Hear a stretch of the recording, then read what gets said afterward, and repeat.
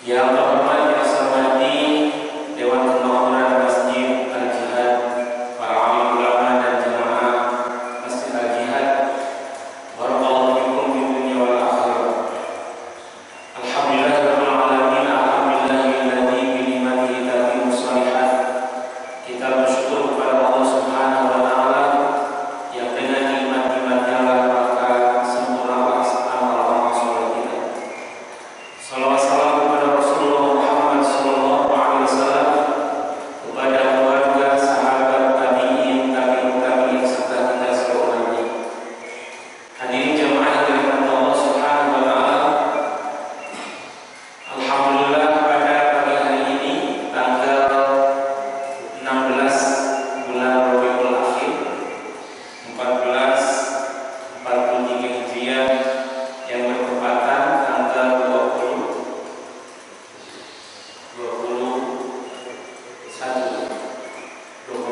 bulan November 2021. Jamaah yang dirahmati Allah Ta'ala, bulan November itu di Indonesia ada Hari Pahlawan. Itu tepatnya tanggal 10 November.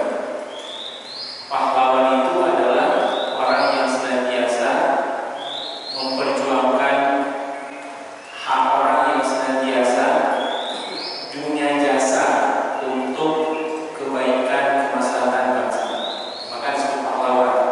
Ini maknanya yang saat ini, karena pemerintah kita mengangkat pahlawan itu bukan hanya dari pejuang, bukan hanya dari pejuang kemerdekaan, tapi berbagai hal.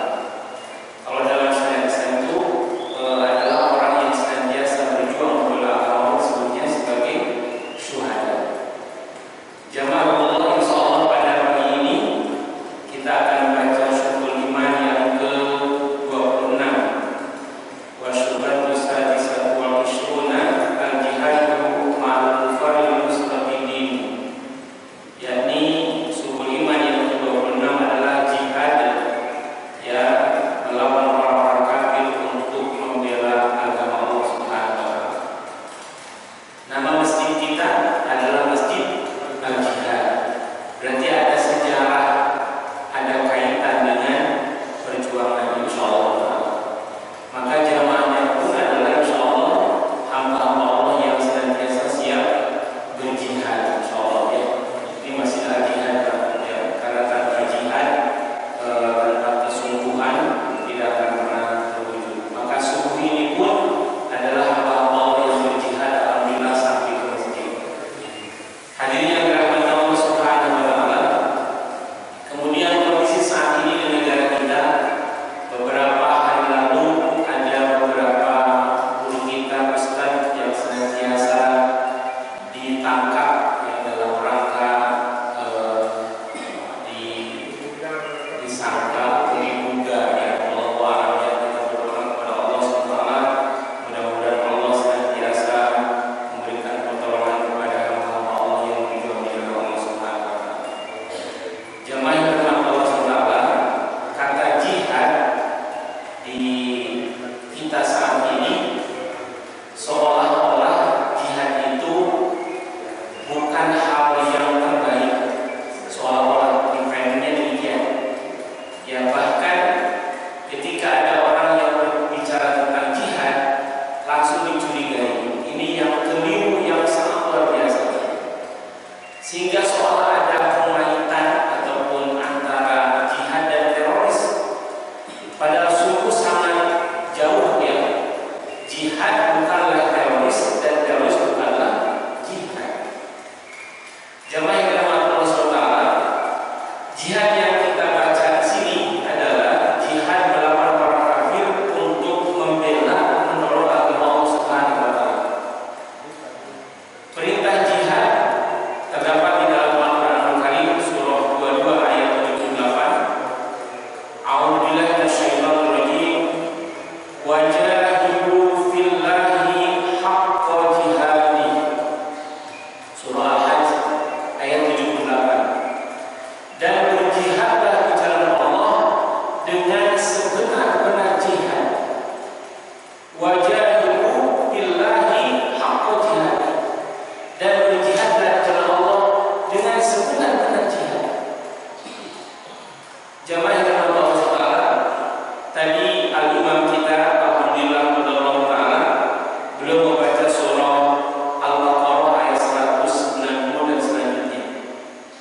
yang menegaskan tentang kewajiban berjihad.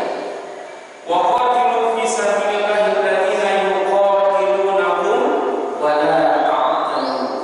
Itu subhanallah ya. Tadi imam kita yang pertama adalah membaca surah Al-Baqarah yang menegaskan tentang berperanglah kamu sekalian di jalan Allah. Terhadap siapa? Alladziina yuqatilunakum, terhadap orang-orang yang memerangi kamu. Tapi Allah ingatkan, wala ta'tadu, jangan melampaui batas. Jadi pagi ini tema kita yang Sukul Iman yang ke-26 sudah diawali oleh imam kita yang mulia, yakni dengan membaca di rakaat pertama surah Al-Baqarah ayat 190 dan selanjutnya. Dan temanya adalah kewajiban untuk berjihad di jalan Allah Subhanahu wa taala. Hadirin yang dirahmati Allah Subhanahu wa taala, kaitan dengan jihad ini insyaallah jamaah sudah memaklumnya. Bagaimana kedudukan jihad dalam syariat Allah? Allah SWT menegaskan dalam sabda Rasulullah SAW, Ra'sul amri al-Islam wa amuduhu as-salah wa dirwatu sanamihi al-jihadu fi sabilillah. Ini Rasulullah SAW bersabda ketika Mu'ad bin Jabal bertanya, ya Rasulullah, akhbirni bi amalin yudhirunil jannata wa yubalighuni adina. Ya Rasulullah, beritahukanlah kepadaku amal yang amal tersebut yudhirunil jannata, memasukkanku ke dalam surga, wa yubalighuni adina, dan menjauhkanku dari neraka. Rasulullah SAW menjawab, ya. Dan kemudian Rasulullah menegaskan di hadis itu selanjutnya bahwa Rasul amri al-Islam, pokok perkara itu adalah Islam. Wa amuduhu as-salat, dan tiangnya itu adalah salat. Wa dirwatu sanamihi, dan puncak seluruhnya segala sesuatunya adalah al-jihadu fi sabilillah, berjihad di jalan Allah Subhanahu wa taala. Hadirin yang dirahmati Allah Subhanahu wa taala, kemudian perintah mengobarkan jihad ini ada di dalam surah Al-Anfal ayat 65. Ya ayuhan nabi harridil mu'minina 'alal qital iyyakum minkum ishruna sabiruna yaghlibu mi'atayn wa iyyakum minkum mi'atin yaghlibu alfa minal ladzina kafaru. Wahai nabi, dalam surah Al-Anfal itu ya ayyuhalladzina amanu terulang sebanyak 6 kali. Ya ayuhan nabi,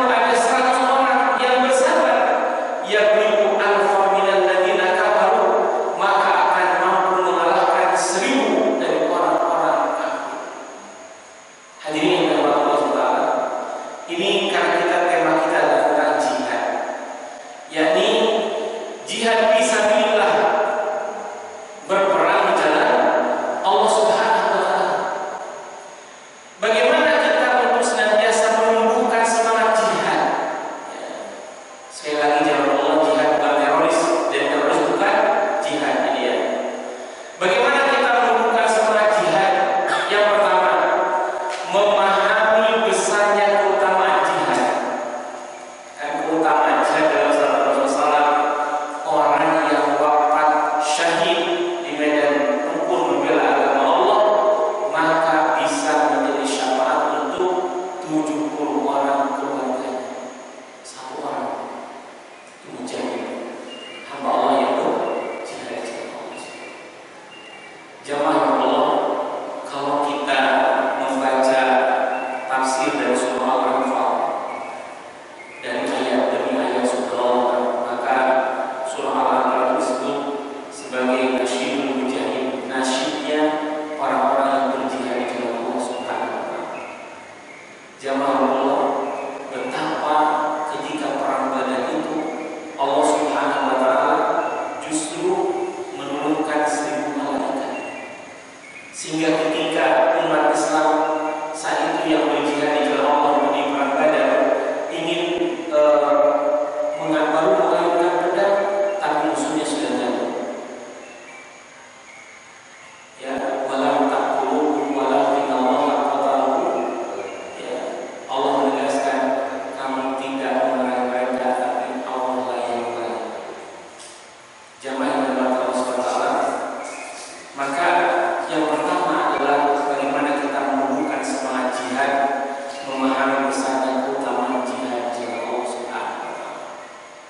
Bahkan kalau jamaah yang kekinian saat ini, ada buku yang ditulis oleh seorang ulama tentang ayatul rahman fi jihadil akbar, tanda-tanda kekuasaan Allah pada jihad di Afghanistan. Itu ada bukunya yang menceritakan bagaimana kejadian demi kejadian perang di Afghanistan atas pertolongan Allah Subhanahu wa taala. Dan subhanallah, yang seperti kita tahu, ya, Afghanistan itu perang dengan Uni Soviet dari 79 sampai 89, 10 tahun. Kemudian diperangi oleh Amerika dan seluruhnya tahun 2001 sampai 2021, 20 tahun. Dan Amerika menghabiskan biaya untuk memerangi orang Afghanistan itu sebanyak 14.000 triliun. Dan mereka kalah, pulang kembali ke rumah masing-masing, ke negara mereka. Ini jihad fisabilillah. Ini gambaran jihad fisabilillah yang saat ini terjadi. Hadirin yang dirahmati Allah Subhanahu, maka bagaimana kita untuk menumbuhkan semangat jihad adalah memahami besarnya keutamaan jihad. Yang kedua, meneladani sejarah salafus saleh. Bagaimana salafus saleh kita yang senantiasa berjihad di jalan Allah Subhanahu wa taala. Kalau kita bacakan sejarah, ya, ini kaitan dengan berjihad. Pertama, ya, kita lihat di masa Rasulullah SAW ada perang Badar yang terjadi pada tanggal 17 Ramadan tahun 2 Hijriah. Pertama Ramadan, berpuasa Ramadan, turunnya syariat tentang berpuasa dan juga turunnya syariat dan perang. Itu bulan Ramadan, 17 Ramadan. Kemudian yang kedua, perang Uhud yang terjadi pada tanggal 19 Syawal tahun 3 Hijriah. Umat Islam 700 orang, sedangkan kaum kufar saat itu ada 3.000 orang. Kalau tadi perang Badar kan 313 lawan 1.000 orang. Perang Uhud 700 kaum muslimin dan pasukan musuh ada 3.000 orang. Tapi karena ada ketidakpatuhan terhadap instruksi Rasulullah, maka justru di akhir adalah ada kekalahan dari umat Islam. Jamaah Allah. Kemudian perang Khandaq. Perang Khandaq ini terjadi pada tanggal dari awal bulan Zulhijjah, yakni tanggal 8 Zulhijjah tahun 5 Hijriah. Kaum muslimin Madinah itu 3.000 orang prajuritnya, ya. Sedangkan musuh yang mengepung Madinah sebanyak 10.000 orang. Madinah dikepung oleh pasukan Ahzab itu selama 1 bulan. Karena ada perang Khandaq, ya,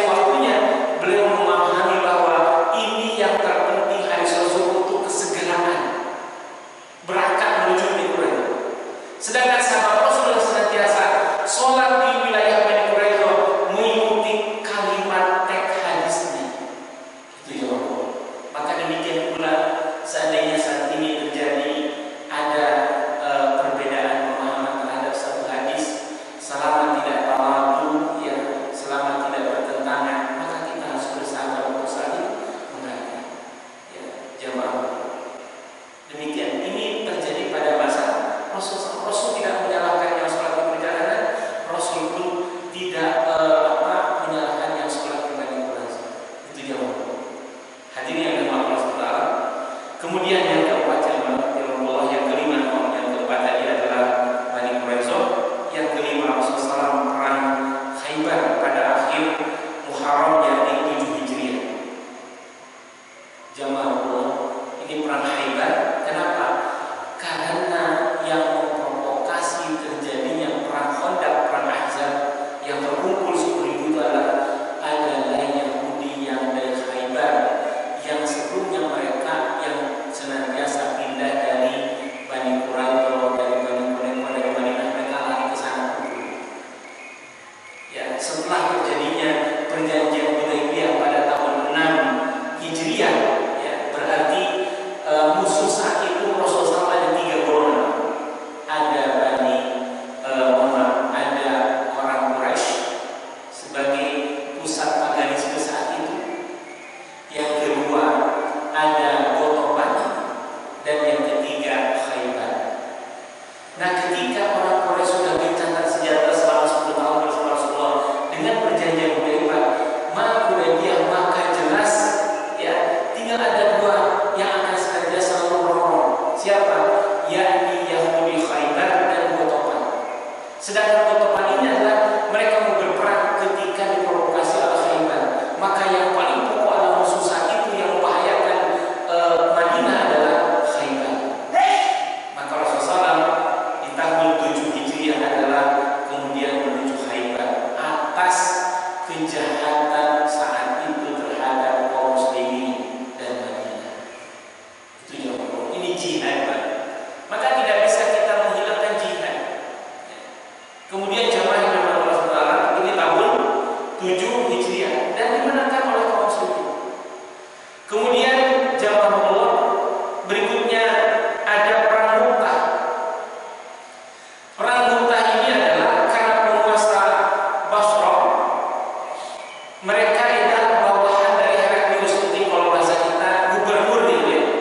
Gubernur dari Heraklius ini, begitu Rasulullah mengirim surat kepada mereka, maka utusan Rasul dibunuh. Dan secara ketentuan internasional, sejak zaman dahulu yang namanya utusan antar negara itu tidak boleh dibunuh. Kan menyampaikan pesan itu ya, ini malah dibunuh. Maka kemudian terjadilah perang Mu'tah ini, ya, umat Islam saat itu 3.000 orang. Sedangkan pasukan Romawi saat itu ada 200.000 orang. Secara jumlah benar. Ini jihad, Pak. Jihad fisabilillah. 3.000 menghadapi 200.000. Kata Rasulullah SAW, maka Rasul sudah menginstruksikan mengangkat 3 panglima. Ini perang Mu'tah. Panglima pertama Rasulullah SAW menegaskan adalah Zaid bin Harithah. Kalau Zaid bin Harithah wafat, maka angkatlah Ja'far bin Abi Thalib. Kalau Ja'far wafat, maka angkatlah Abdullah bin Rawahah. Kalau Abdullah bin Rawahah wafat, maka angkatlah oleh kaum sekalian panglima perang. Rasul tidak menyebutkan. Dan terjadilah perang, subhanallah. Ya. Maka dalam terjadi perang ini, kaum muslimin, jamaah yang bersalah, betul panglima pertama Zaid bin Harithah wafat di perang itu. Ketika Zaid wafat, maka sesuai itu Rasulullah mengangkat Ja'far bin Abi Thalib. Dan beliau pun wafat. Setelah beliau wafat, maka kemudian diangkatlah Abdullah bin Rawahah. Abdullah bin Rawahah juga sampai bendera dipegang oleh beliau, tebas tangan bagian dengan tangan kiri, sampai terakhir dengan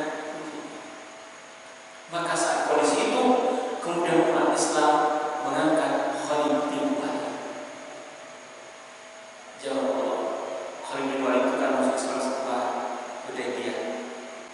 Khalid bin Walid menjadi panglima, maka Khalid bin Walid merubah strategi.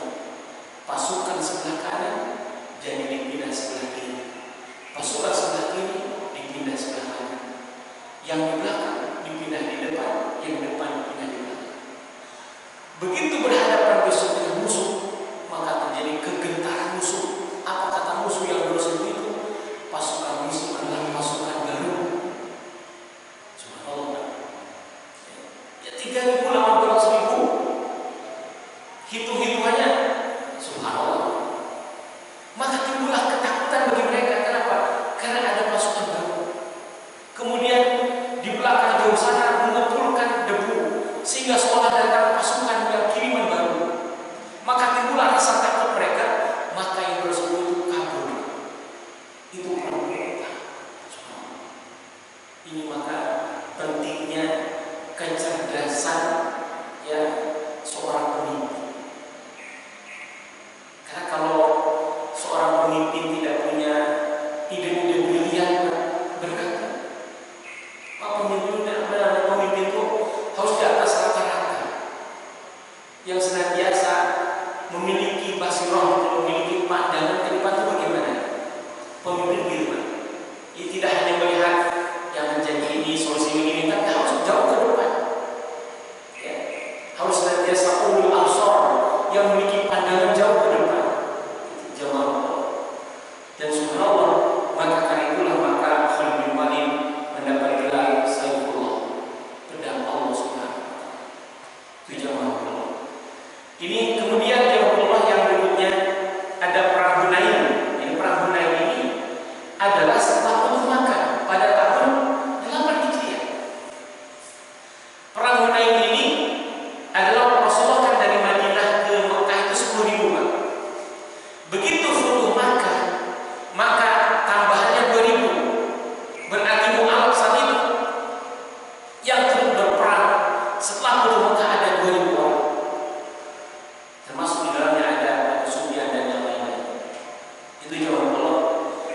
Maka perang Hunain kemudian dimenangkan oleh Rasulullah. Nah saat itu perang Hunain, karena ada dalam agama Islam kami ini besar, jumlah kami banyak, sehingga timbul ada kebanggaan karena banyaknya. Begitu di perang diserang tiba-tiba mereka lari, tapi Rasulullah dan para sahabat utama maju dan membangkitkan semangat Rasulullah memanggil sahabatnya untuk senantiasa berteriak, dan kemudian mereka maju dan akhirnya mereka menang. Jadi jangan Allah, jangan merasa terlalu bangga dengan jumlah banyak kalau tidak berkualitas. Ya Allah, kalau kita ambil pelajaran ibrah dari putra Nabi Yakub. Nabi Yakub itu kan yang disebut dengan Israel ya. Israel itu artinya sama dengan sekarang sebutan Abdullah, hamba Allah. Cuma bahasanya dulu Israel itu artinya bahasa kita sekarang hamba Allah. Itu Nabi Yakub. Kan ketika putra Nabi Yakub yang 10 itu ngiri kepada siapa? Nabi Yusuf dan saudaranya. Sesungguhnya abah kita adalah lebih sayang kepada Yusuf dan saudaranya, sedangkan kita lebih banyak. Nah itu ya, maka tidak menjadi suatu ukuran banyaknya sesuatu, tapi yang harus mendasar. Kenapa Nabi Yakub bilang? Karena kualitas. Maka yang hebat adalah jawab Allah banyak dan berkualitas. Kan ingatkan Allah Rasulullah di akhir zaman nanti umatku seperti hidangan yang di hadapan orang-orang yang sekarang. Kenapa? Sahabat tanya semua, apakah kami sendiri sedikit? Balang itu kasih bahwa kamu itu banyak. Makanya pentingnya jawab Allah berkualitas. Hadirin Allah, ini kembali kepada kita bicara sejarah ya, karena mengobarkan semangat berjatuh meneladani sejarah salafus saleh. Hadirin Allah, ini adalah perang Hunain. Kemudian jawab Allah berikutnya pada tahun 9 Hijriah ada perang Tabuk. Umat Islam 70.000, sedangkan musuhnya ada 100.000. Perang Tabuk. Jadi jumlah mereka selalu lebih banyak. Kenapa demikian?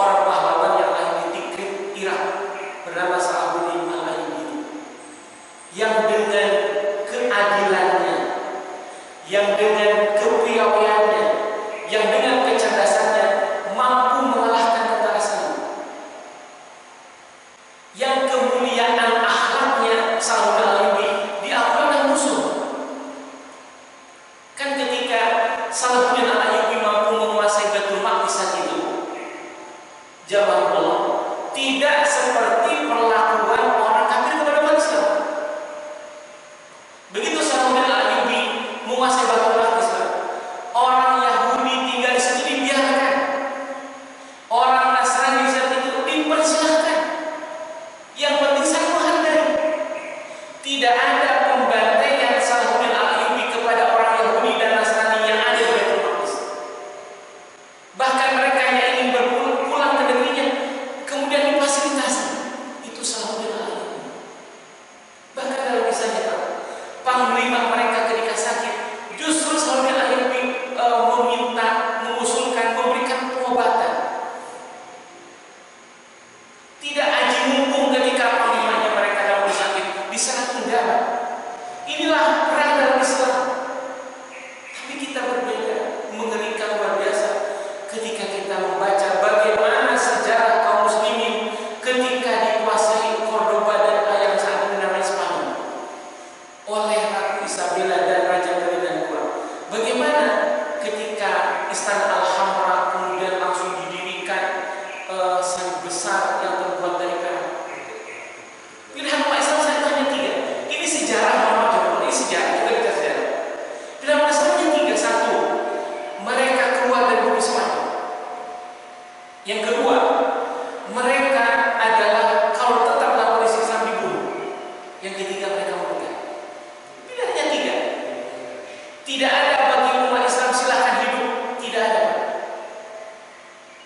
Maka baca sejarah, baca buku Ibu Irene Handono yang judulnya Fakta dan Data. Dari manusia mereka, bagaimana kaum muslimin itu semuanya yang tetap Islam dibunuh. Bahkan wanita-wanita, anak-anak semua masuk kapal. Begitu mereka sudah masuk kapal, kapalnya dibakar. Ada 60.000 umat Islam yang bisa keluar dari Spanyol dan menemukan benua Amerika. Sekali lagi bukunya silakan baca Fakta dan Data tulisan Ibu Irene Handono. 60.000 ini menemukan benua Amerika. Benua Amerika. Dan mereka mengislamkan suku India. Subhanallah. Kemudian ini penguasa Spanyol ini tidak ada lama. Ketika umat Islam itu selamat, maka mengirim Columbus dengan pasukannya dan sampai ke benua mereka dan membantai semua umat Islam dan suku India yang sudah muslim. Jemaah Allah, ini kenyataan. Tapi ketika Salahuddin Al-Ayyubi mampu menguasai Baitul Maqdis, dipersilahkan orang Yahudi tinggal di situ, hidup di situ dengan damai. Orang Nasrani juga dipersilahkan, bahkan dalam silakan. Mereka senantiasa bahu-membahu. Ini harus ada Islam. Maka saudara, Futuh Makkah itu adalah kemenangan, bukan berarti mengalahkan musuh yang di sana, tapi memaafkan. Jamaah Allah, mohon maaf ini. Ketika Rasulullah SAW Futuh Makkah tahun 8 Hijriah itu, ini mohon maaf kembali. Saya itu Rasulullah SAW dengan 10.000 pasukan. Orang yang selama ini menghina, mencaci maki, bahkan merencanakan membunuh Rasulullah SAW dalam kondisi ketakutan luar biasa. Mereka tertunduk. Kenapa? Karena saat itu mereka sudah tidak punya kekuatan untuk melawan. Dan mereka senantiasa tidak ada harapan untuk selamat. Pikiran mereka kenapa? Karena atas kejahatan mereka terhadap Rasulullah dan juga terhadap muslimin. Tapi justru Rasulullah SAW itu adalah membacakan ayat yang bagaimana dibacakan oleh Nabi Yusuf kepada saudara-saudara. La tasriba alaikum. Hari ini tidak ada celaan bagi kamu sekalian, subhanallah. Ya. Rasulullah SAW bahkan memohonkan ampun untuk mereka. Ini memaafkan yang sangat luar biasa. Maka kalau kita mengaku umat Rasulullah, tidak mungkin kita menjadi umat Rasul kalau tidak ada memaafkan saat kita mampu membalas. Jadi kalau ada orang yang memproklamirkan umat Rasulullah SAW tapi tidak memaafkan orang yang telah menyakitinya, hakikatnya tidak menghargai Rasulullah SAW.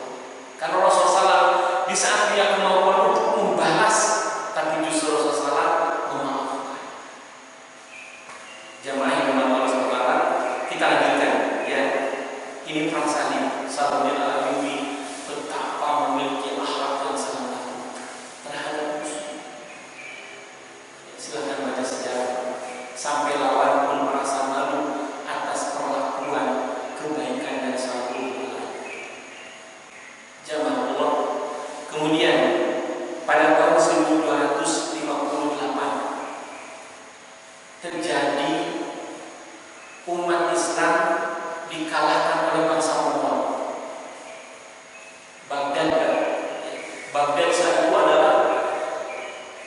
kota yang memiliki kemajuan keadaban peradaban yang sangat luar biasa.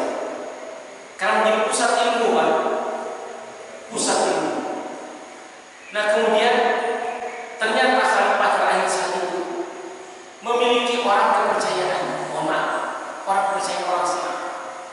Ternyata orang ini adalah sudah main mata dengan Jenis Khan, sudah berkirim surat. Nah, Jenis Khan saya itu melihat kekuatan Baghdad itu luar biasa. Usulannya apa? Supaya khalifah saya itu mengurangi jumlah tentara, sisakan 10.000, yang lainnya PHK. Tujuannya apa? Untuk memperbanyak kas negara dan kekayaan khalifah. Karena usulan orang kepercayaan ikuti, Pak.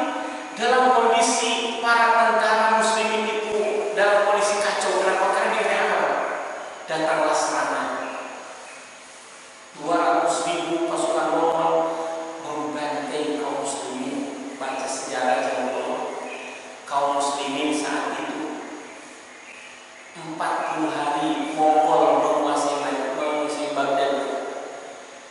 Umat Islam dibantai sebanyak 1,8 juta orang. Bapak siapa? Baca sejarah. 40 hari. Karena instruksi Jenis Khan saat itu adalah setiap tentara Mongol setiap hari minimal memenggal kepala kaum muslimin 10 orang. Setiap hari.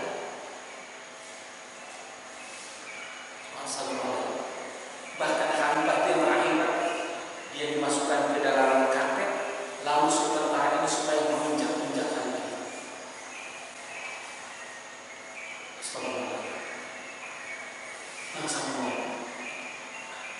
Ini sejarah jihad, Pak. Sejarah jihad. Maka saat itu, Pak, Mongol menebar luar biasa, Pak, ke wilayah Jazirah Arab, sehingga tidak ada kerajaan yang tidak tunduk, ya, kecuali ada keturunan dari kerajaan Al-Khwarizmi, ya, Mahmud bin Mahmud, yang dikenal dengan Saifuddin Qutuz. Saifuddin Qutuz ini dia akhirnya menjadi anak yang dibudak, Pak, dijual, ya, karena dia selamat dari Al-Khwarizmi ini. Kemudian dia berpindah-pindah tangan dan sampai ke Mesir, ya, ke kerajaan Mamluk itu. Dan kemudian beliau karena kecerdasannya, karena kepiawaiannya menjadi tentara dan menjadi panglima perang di kerajaan Mesir itu. Dan kemudian beliau menguatkan perang.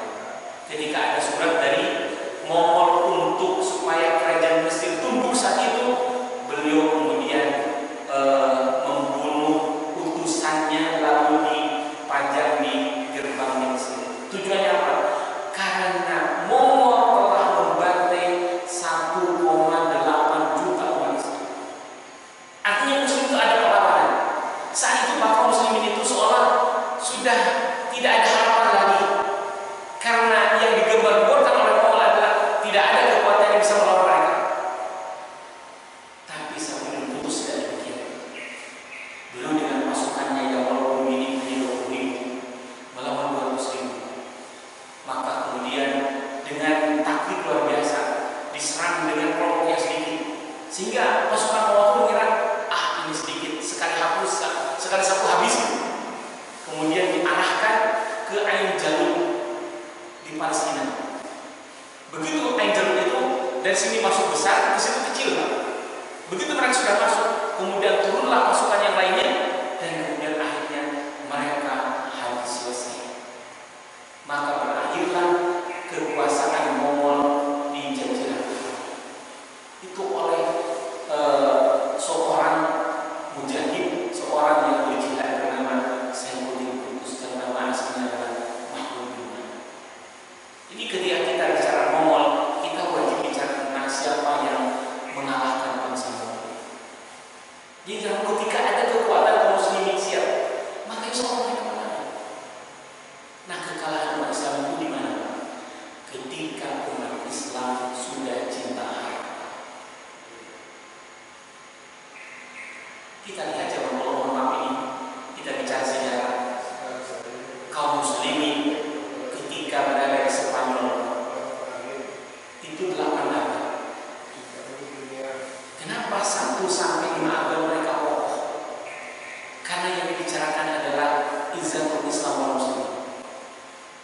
Yang dibicarakan itu. Tapi memasuki abad ke-6, ke-7, yang dibicarakan adalah yang diingatkan Rasulullah hubbud dunya wal karahiyatul maut. Maka ketika umat Islam sudah cinta harta, satu persatu kota Spanyol jatuh. Akhirnya terakhir adalah berdoa. Dan saya sampaikan, jamaah Allah.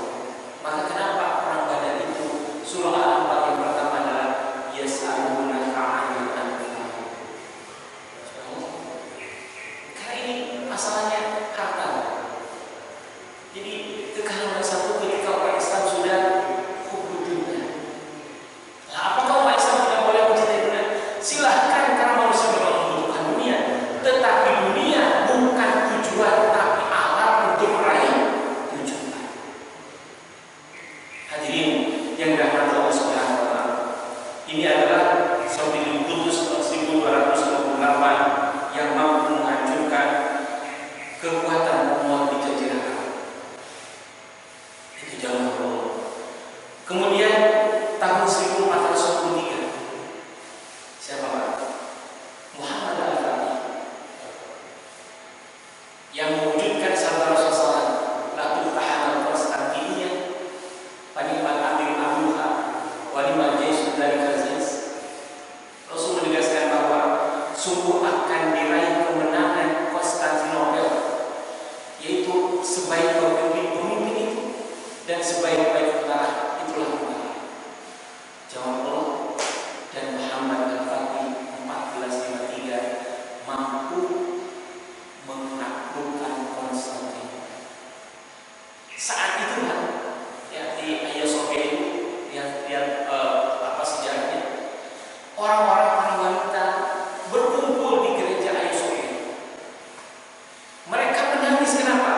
Karena pikiran mereka adalah pasti mereka akan dibantai sebagaimana mereka membantai kaum muslimin di Spanyol.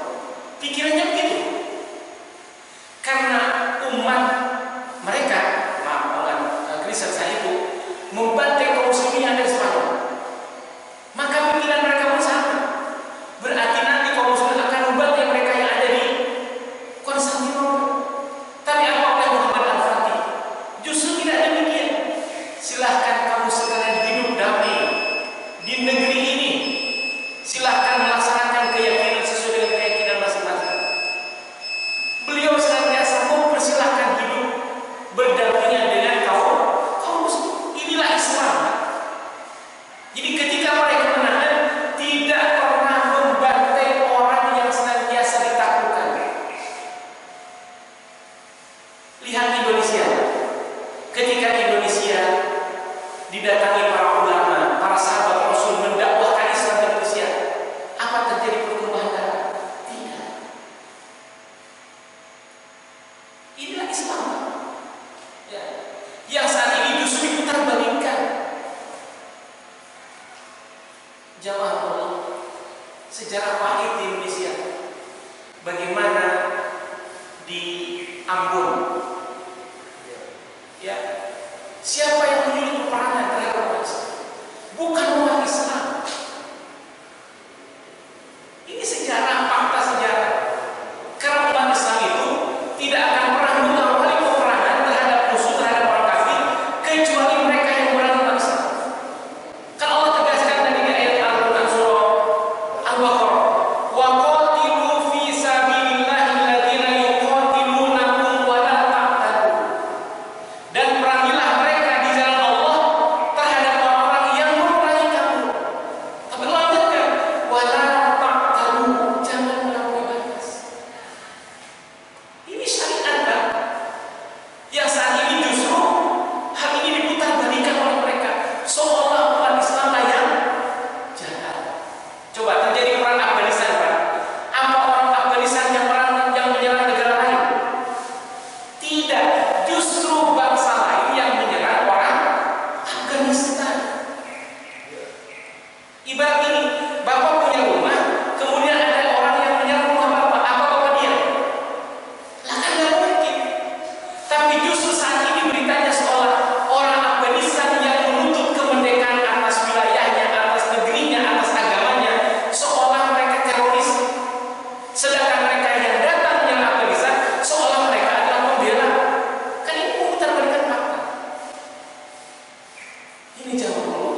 mohon maaf ini, karena ini kaitannya sangat, maka sangat mutlak wajib bangsa Indonesia merdeka pun kenapa? Karena perjuangan, karena jihad. Dan pekikan jihad saat itu adalah Allahu Akbar. Jamaah dulu. Maka tadi saya di awal sampaikan, ini bulan November. Bulan November adalah ada hari pahlawan. Pahlawan itu bahasa nasional. Kalau pakai bahasa syariat adalah hari syuhada. Hari orang-orang yang mati syahid membela agama. Kenapa? Karena pekikan mereka ketika itu adalah hanya kalimat Allahu Akbar. Jadi sekali lagi, ini harus senantiasa jelas. Kenapa? Karena saat ini terjadi pemutarbalikan fakta, seolah umat Islam yang senantiasa memerangi mereka, padahal justru mereka lah yang senantiasa memerangi umat Islam. Hadirin yang dirahmati dan dimuliakan Allah Subhanahu wa taala. Jadi Konstantinopel itu maka kemudian berubah menjadi Istanbul. Ya. Dan orang-orang sekalian dipersilahkan, dipersilahkan hidup, tapi karena kebaikan kemudian Islam, hanya mereka masuk Islam. Subhanallah. Hadirin yang dirahmati dan dimuliakan Allah Subhanahu wa taala. Kemudian demikian pula negara kita merdeka ini adalah karena perjuangan para syuhada. Ya, karena perjuangan para syuhada. Karena yang mengobarkan perlawanan terhadap penjajah Belanda, Portugis, Inggris saat itu adalah kaum muslimin. Lah kenapa kaum muslimin? Karena kaum muslim Islam yang senantiasa mencintai negerinya. Mohon maaf jawab Allah, saya lagi mohon maaf. Karena agama Kristen sampai ke Indonesia dibawa oleh bangsa penjajah. Maaf, mohon maaf ini. Kenyataan demikian. Betul, dengan motor mereka Gol, betul. Terus Glory, kemudian Gospel. Kan motor mereka begitu. Maka yang memperjuangkan kemerdekaan Indonesia adalah kaum muslimin, para ulama. Hadratul Syekh Hasyim Asy'ari, beliau menulis dengan kalimat menegaskan resolusi jihad. Maka membangkitkan kaum muslimin untuk melawan para penjajah. Maka jangan lupa, negara kesatuan Republik Indonesia ini adalah diawali dari perjuangan kaum muslimin. Hos Cokro Aminoto, ya, yang membuat serikat dagang. Kan tujuannya untuk mengimbangi dagang mereka, para pembeli. Ini kan perjuangan Pak, yang nanti berikut menjadi bentuk perlawanan. Hadirin Allah. Oleh karena itu saya lagi, jihad itu akan tetap ada. Sampai kapan? Ya sampai selama dunia ini ada, tetap ada kategori jihad. Tidak ada kategori jihad sudah selesai. Maka jangan lupa kembali ke tadi. Maka untuk meneguhkan semangat jihad adalah yang kedua tadi mulai dari sejarah salafus saleh yang tadi saya sampaikan di antaranya. Kemudian yang ketiga, jihad wajib berjamaah. Jihad wajib berjamaah. Kalau tidak berjamaah, Indonesia ketika melawan penjajah karena masing-masing kelompok tidak boleh kemenangan. Tapi begitu bersatu, alhamdulillah boleh kemenangan. Maka jihad wajib berjamaah. Maka sejak jihad itu selalu berjamaah insyaallah. Kenapa? Karena memang jihad tidak bisa sendiri-sendiri, harus berjamaah. Kemudian jangan lupa yang keempat, memahami atau siap menghadapi kendala tantangan dalam berjihad. Namanya berjihad Pak, pasti ada kendala. Kemudian jangan lupa, ya karena sebentar lagi kita sholat subuh, macam-macam jihad. Pertama jangan lupa jihad fisabilillah yang tidak Allah tegaskan surah Al-Baqarah. Banyak ayat tentang perintah jihad. Wa qatilu fisabilillahi alladziina yuqatilunakum wa la ta'tadu innallaha la yuhibbul mu'tadin.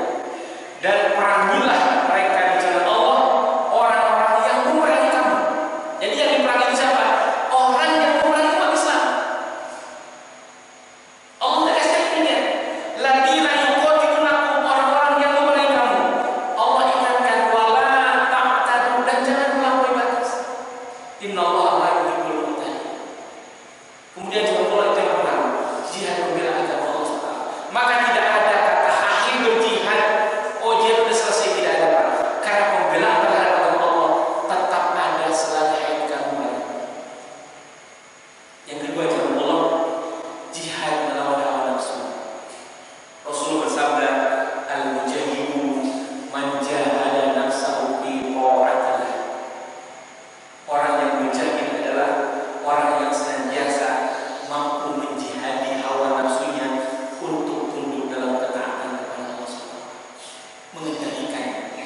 subuh ini kalau senantiasa tidak berjihad, tidak mungkin sampai ke masjid.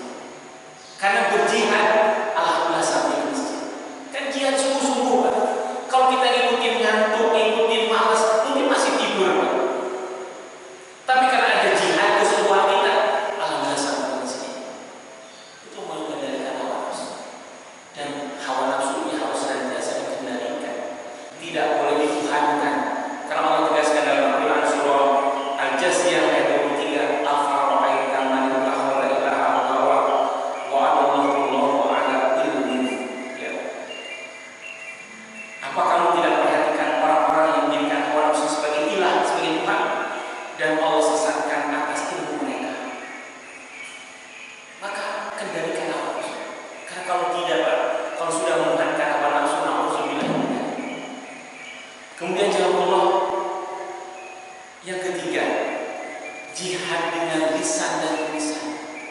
Bahkan sahabat Rasul bersabda, Abdul jihad kalimatul haq inda sultanil jahil.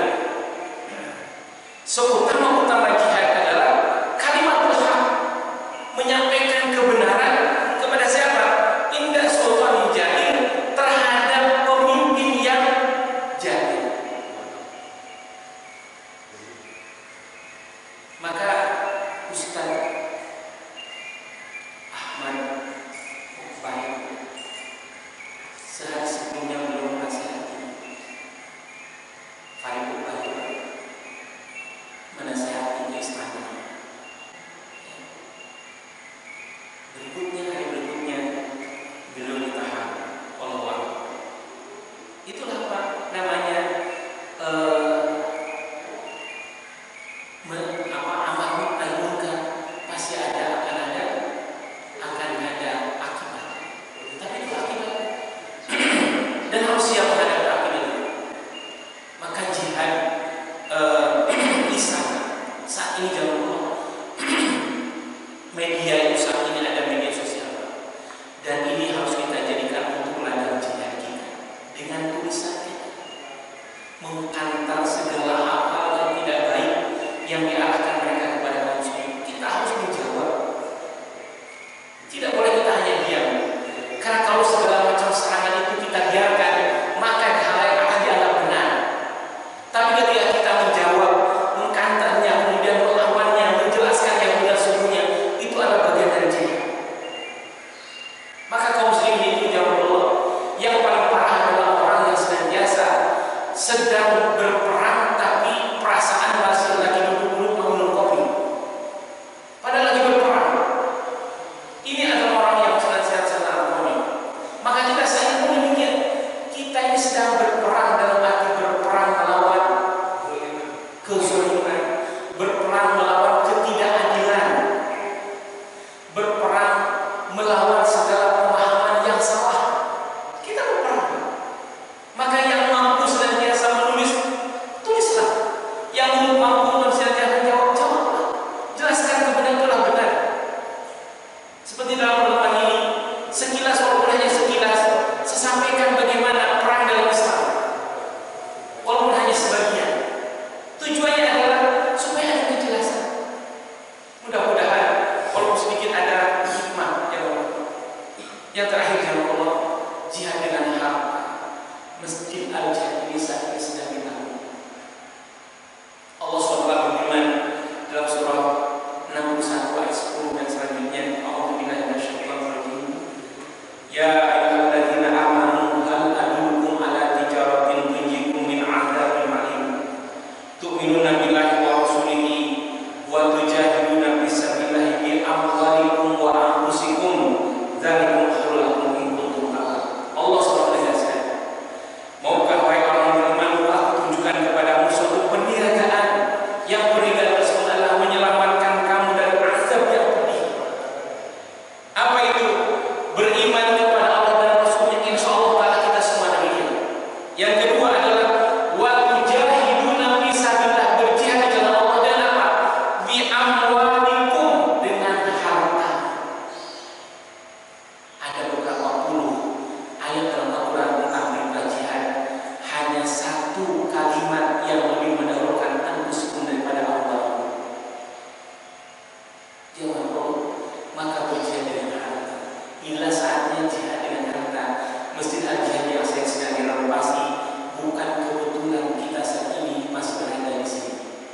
tapi ini adalah suatu media untuk kita meraih keridhaan Allah. Kita berserta di dalamnya, yang senantiasa serta membangun, mengeluarkan harta kita di jalan Allah yang akan menjadi sedekah jariyah. Seberapa kemampuan kita? Sesuai kemampuan kita. Yang punya harta dengan harta, yang punya ilmu dengan ilmu, yang punya tenaga dengan tenaga, bahkan yang punya ide pun dengan idenya.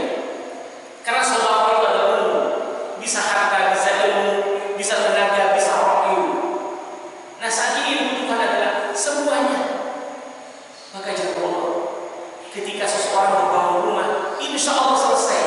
Masa membangun masjid secara berjamaah tidak selesai? Membangun rumah biasa ingin cepat selesai.